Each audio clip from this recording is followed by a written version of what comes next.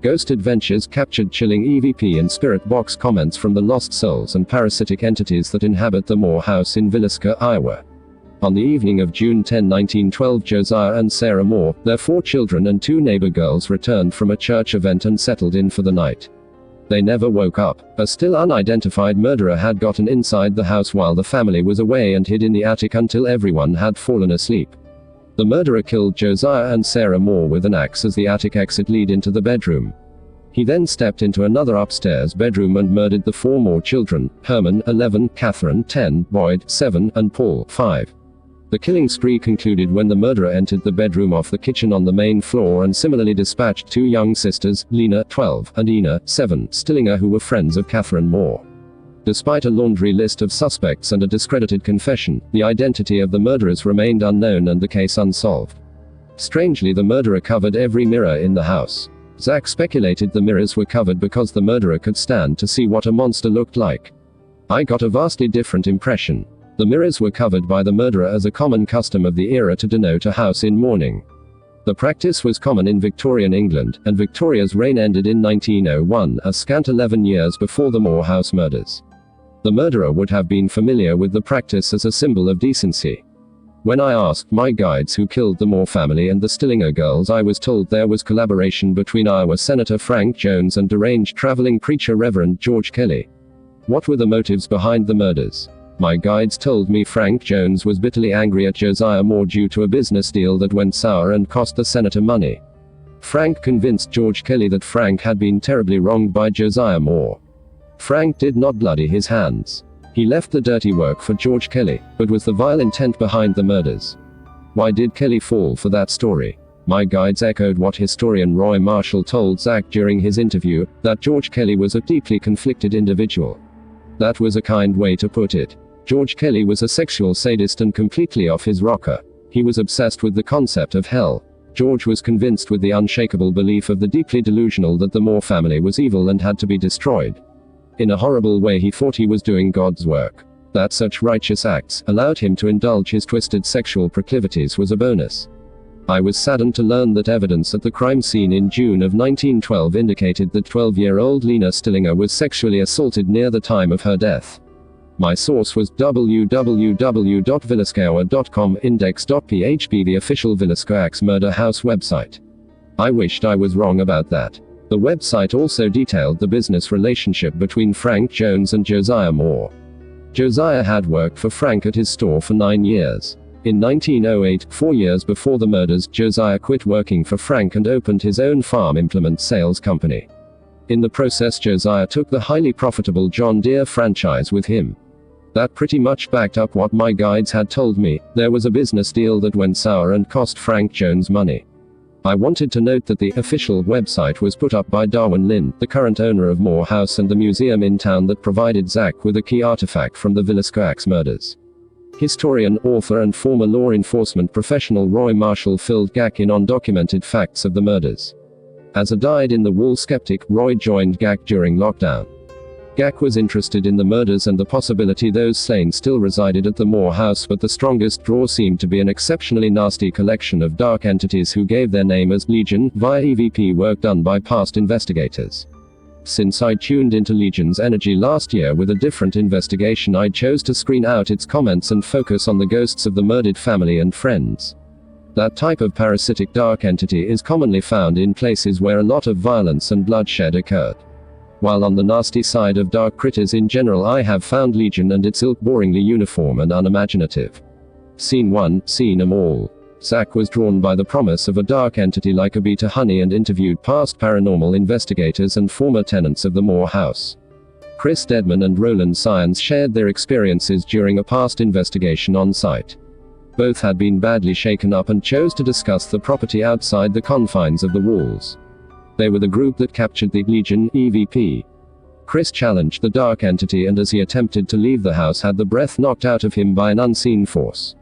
Chris described the experience like being hit with a baseball bat. Once he could breathe again, he discovered 3 long, curving claw marks down his back that looked a great deal like the letter L. During their investigation, Chris and Roland asked who was the murderer. The recorded EVP response was Reverend Kelly. Roland warned Zach that if GAC challenged the dark entity in residence, it is going to come out.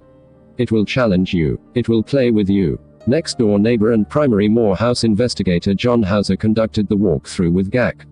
John told Zach he believed the dark entity in the house had negatively impacted him. He said he often felt alien emotions pushed into him by an outside source. He often felt cold, bitter and angry towards his family. John believed the dark thing next door had started to follow him home.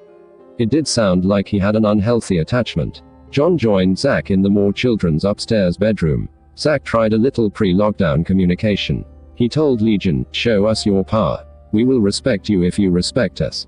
He got something's attention because behind him the barely ajar closet door closed itself. John looked ready to bolt, but to his credit stuck with Zach. Zach checked the door and determined that it did not close by itself. He sat in the closet alone and had John close the door after him. Zach emerged a few moments later with chills as he rubbed his arms and agreed with John that there was something bad in the house. Sisters Linda Cloud and Patty Williamson lived in the Moore house as children with the parents and siblings. Both were deeply afraid to be in the house as it brought back memories of frightening things that had happened when their family was in residence. Linda told Zach the Moore house frightened her. She confided in Zach that, "Something keeps pulling me back here and I want answers. This house talks to me all the time. It has been with me my whole life." Linda's father was in the habit of sharpening his own knives. One day he was going about that chore when an unseen force applied pressure to his hand, which caused the knife he was sharpening to change directions and stab him in the torso. Linda Cloud corrected this January 12, 1917 when she informed me her father was stabbed in the thumb, not the torso. "I always favor eyewitness sources and she was there." Zach told Linda he understood how traumatic it must have been to have watched her father be attacked. He said such experiences live in you. They breed in you. I agreed with Zach that such events would be emotionally scaring and traumatic, but his choice of words struck me as odd. Experiences that create fear remain with someone, but living inside and breeding inside, no, that sounded more like a dark entity hitchhiker than a fear-based memory. Zach did a quick EVP session asking entities in the house if they remembered Linda. An EVP was captured that asked, "Where is she?" She tried to talk about more of the strange and disturbing things that had happened when she lived in the Moore house, but was suddenly overcome by weakness and had to sit down. She was rattled and told Zach, "There is definitely something not right here. It calls me back. I don't know why." When Zach asked Linda if she felt the same presences she experienced as a girl was still in residence, she said, "This house is his." Zach asked who she was talking about. Linda replied, "The man who did the murder." She wasn't kidding. Linda and Zach headed upstairs to the bedroom where the Moore children were killed.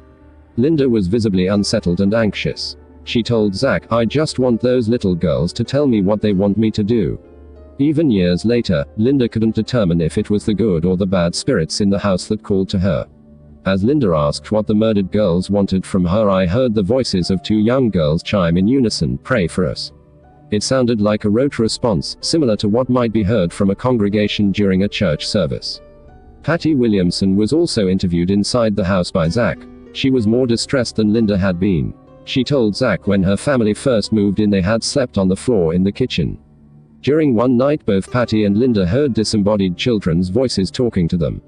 They told the parents but were not believed. Even decades later, it deeply bothered Patty. She was told she was crazy and her parents didn't believe her.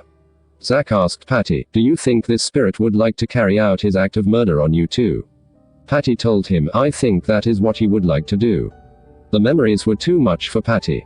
She had to leave the house. After she escaped the kitchen, Patty paced around the property with her hands over her head as she wiped tears away. Zach joined her, tried to calm her down and told her not to worry about her inability to complete the interview. Before lockdown, Zach obtained an axe from local museum curator and Moore house owner Darwin Lynn, who claimed it had been removed from the murder scene in 1912. Zach wondered if he held the murder weapon. Ghost Adventures set up X cameras in the cellar, main floor bedroom, the Moore children's upstairs bedroom and the attic where the murderer waited for his victims to fall asleep. Zach brought in skeptic Roy Marshall and explained how he conducted an EVP session. He showed Roy his DVR was empty of any sound files and asked Roy to help Gak in marking any noise contamination during the investigation. Roy and Zach started out in the downstairs bedroom where the Stillinger sisters were killed. 5 minutes passed without any results, but then unexplained noises were recorded on the stairs.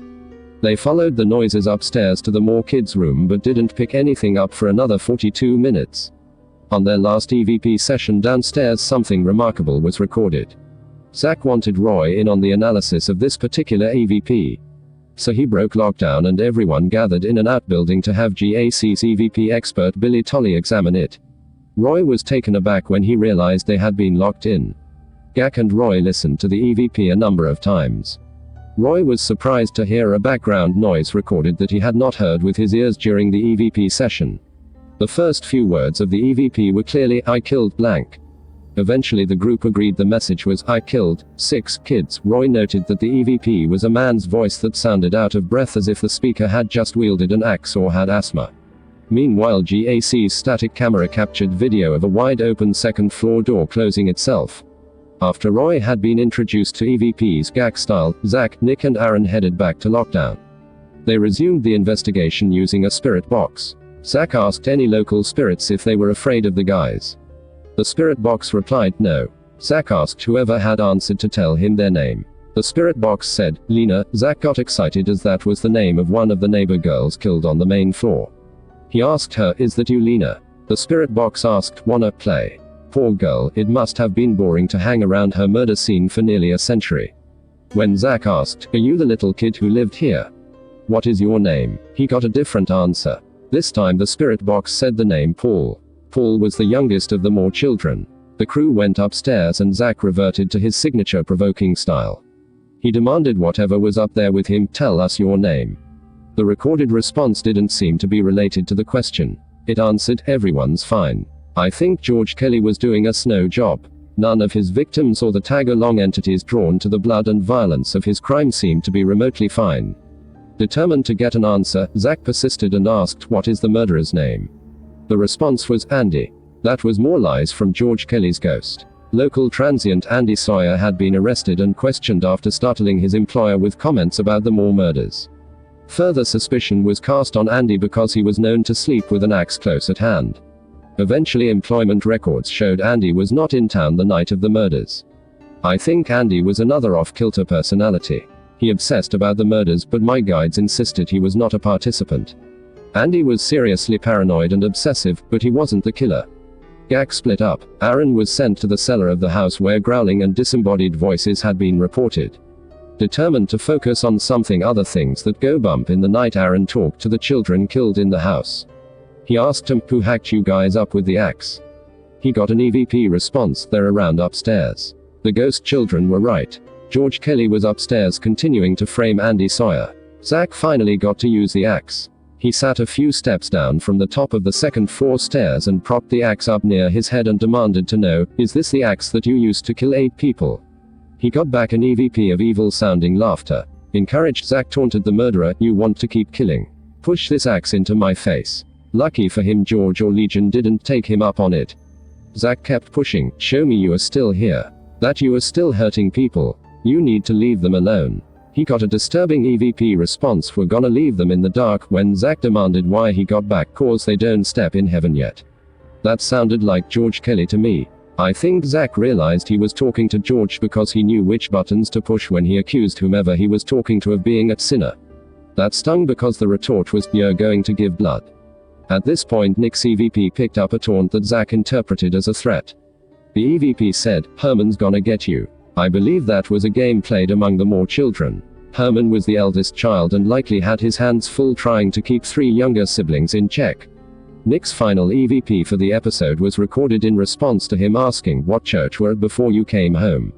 The answer was odd, it's a gathering place. Zach thought the EVP referred to the Moore family's church. I had a more sinister impression. I think Legion was talking again and was not referring to the local Presbyterian church. I think the message meant the Moore house was a gathering place for unholy spirits and the trapped souls of the murder victims.